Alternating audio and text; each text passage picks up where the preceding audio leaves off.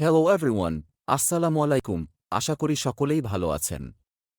আজ আমরা গ্রহের সবচেয়ে চিত্তাকর্ষক এবং মারাত্মক সাপ রাসেলস ভাইপারের বিষয় নিয়ে আলোচনা করব। বর্তমান সময়ের সবচেয়ে বেশি আলোচিত এবং চিন্তার একমাত্র কারণ এই রাসেলস ভাইপার। কিছুদিন আগেও এই সাপের বিচরণ শুধু চরাঞ্চলে থাকলেও এখন তা লোকালয় পর্যন্ত পৌঁছে গিয়েছে। বরেন্দ্র এলাকা ছেড়ে বরিশাল, পটুয়াখালী, চাঁদপুর, দিনাজপুর, মাদারীপুর, ফরিদপুর, এমনকি ঢাকার আশপাশেও খোঁজ মিলেছে এই সাপটির। অস্তিত্ব মিলেছে বাংলাদেশের প্রায় ২৫টি জেলায়। বাংলাদেশের মধ্যে যেসব সাপ দেখা যায় সেগুলোর মধ্যে এটিই সবচেয়ে বিষাক্ত সাপ। চলতি বছর এ সাপের কামড়ে মারা গেছেন প্রায় ১০ জন। ফলে এলাকা জুড়ে মানুষের মাঝে আতঙ্ক বিরাজ করছে। রাসেল ভাইপার দেখতে অনেকটা অজগরের বাচ্চার মতো ছোট ও সরু লেজের এই সাপটি দৈর্ঘ্যে প্রায় ৩ থেকে ৫ ফুট পর্যন্ত হয়ে থাকে। এদের মাথা চ্যাপ্টা, ত্রিভুজাকার এবং ঘাড় থেকে আলাদা। শরীর জুড়ে অনেকটা চাঁদের মতো গা বাদামি গোল গোল দাঁত। দৈহিক এই বৈশিষ্ট্যের কারণে শুকনো পাতা বা ধান ক্ষেতের মধ্যে খুব সহজেই নিজেকে লুকিয়ে রাখতে পারে। এই সাপ বাংলাদেশে চন্দ্রবোরা বা উলুবোরা নামেও পরিচিত। এই সাপের কামড়ে শরীরের দংশিত অংশে বিষ ছড়িয়ে অঙ্গহানি, ক্রমাগত রক্তপাত, রক্ত জমাট বাঁধা, স্নায়ু বৈকল্য, চোখ ভারী হয়ে যাওয়া, পক্ষাঘাত, কিডনির ক্ষতিসহ বিভিন্ন রকম শারীরিক উপসর্গ দেখা যেতে পারে, এমনকি মৃত্যুর কারণ পর্যন্ত হতে পারে। তবে আশ্চর্যের বিষয় হল, সাপের এই প্রজাতিটি বাংলাদেশ থেকে বহু বছর আগেই বিলুপ্ত হয়ে গিয়েছিল বলে ধারণা করা হয়। কিন্তু গত ১০-১২ বছর আগে থেকে আবারও এই সাপের কামড়ের ঘটনার প্রমাণ পাওয়া যাচ্ছে। কিভাবে এরা ফিরে আসছে, তাই নিয়ে আমাদের দেশের গবেষণা করা হচ্ছে। বাংলাদেশে রাসেল ভাইপারের পুনরাবির্ভাব ও এই সাপ থেকে মানুষের ঝুঁকির বিষয়ে গবেষণা করেছেন চট্টগ্রাম বিশ্ববিদ্যালয়ের প্রাণিবিদ্যা বিভাগের অধ্যাপক ফরিদ আহসান। ওই গবেষণায় উঠে আসে এই প্রজাতির সাপের সবচেয়ে বেশি উপস্থিতি ছিল রাজশাহী ও চাঁপাইনবাবগঞ্জ জেলায়। ২০১৩ থেকে ২০১৬ সাল পর্যন্ত বাংলাদেশের বিভিন্ন এলাকায় প্রায় ২০টি রাসেল ভাইপার দংশনের ঘটনা বিশ্লেষণের মাধ্যমে করা গবেষণাটি ২০১৮ সালে প্রকাশিত হয় journal of the Asiatic Society, Bangladesh.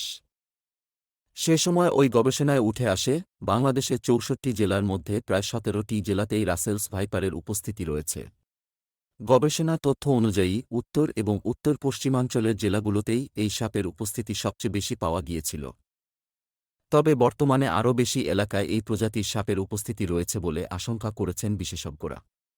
তথ্য মিলেছে বর্তমানে বাংলাদেশের প্রায় ২৫টি জেলায় এই সাপ ছড়িয়ে পড়েছে এবং বংশবিস্তার করছে। অধ্যাপক ফরিদ আহসান ধারণা প্রকাশ করেন, বাংলাদেশের বিভিন্ন এলাকায় স্বল্পসংখ্যক রাসেল ভাইপার সবসময়ই ছিল। কিন্তু বংশবিস্তারের মতো পরিবেশ ও পর্যাপ্ত খাদ্য না থাকায় এই সাপের উপস্থিতি তেমন একটা বোঝা যায়নি।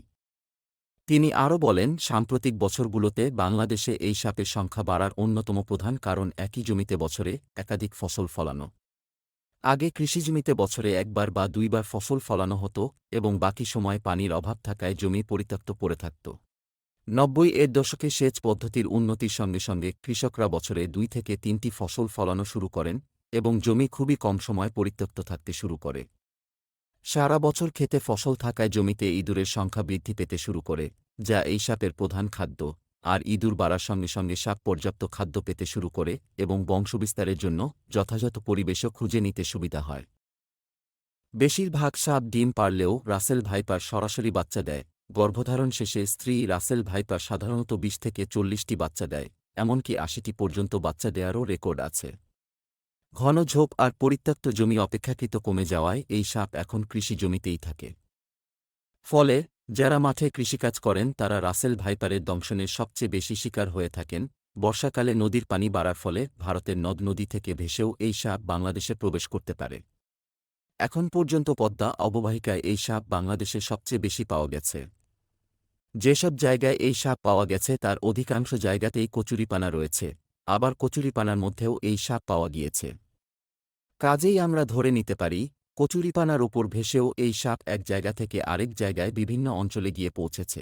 বাংলাদেশে রাসেলস ভাইপারের দংশনের হার খুব বেশি না হলেও ভারতে প্রতি বছর যে পরিমাণ সর্প দংশনের ঘটনা ঘটে, তার মধ্যে অন্তত ৪৩% এবং শ্রীলঙ্কায় প্রতি বছর মোট সর্প দংশনের ঘটনা ৩০ থেকে ৪০% রাসেলস ভাইপারের কারণে হয়ে থাকে।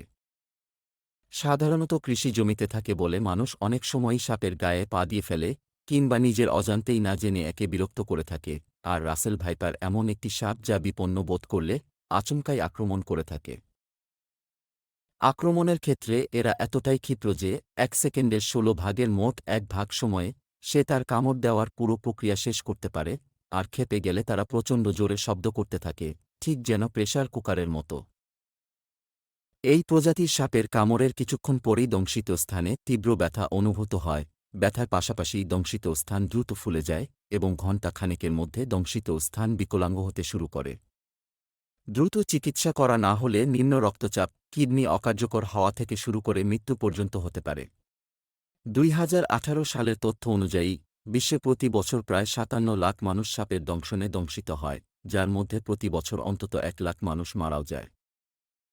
সাপের দংশনে আহত হয়ে বছরে প্রায় ৪ লাখ মানুষের অঙ্গ ক্ষতিগ্রস্ত হয় অথবা পঙ্গুত্ব বরণ করেন।